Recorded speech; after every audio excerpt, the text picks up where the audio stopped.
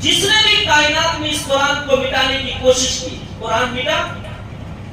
تازہ ترین مثال ہے، ہم پچھلی تاریخوں میں نہیں جاتے جو کتابوں میں لکھی ہوئی ہے۔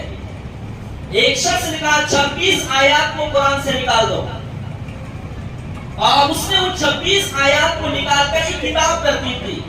کہنے لگے وہ 26 آیات جو قرآن میں نہیں ہونا چاہیے وہ ہم نے نکال دیا ہے۔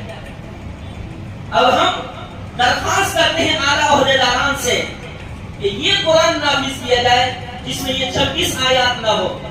کتنی کوشش کی گئی اللہ کی ان 26 آیات کو مٹانے کی، تو وہ 26 آیات مٹی یا 26 آیات کے مٹانے والا مٹا؟ زندہ مثال ہے۔ اللہ جل جلالہ ارشاد فرماتا ہے اِنَّا نَحْنُ نَزَّلْنَا الذِّكْرَ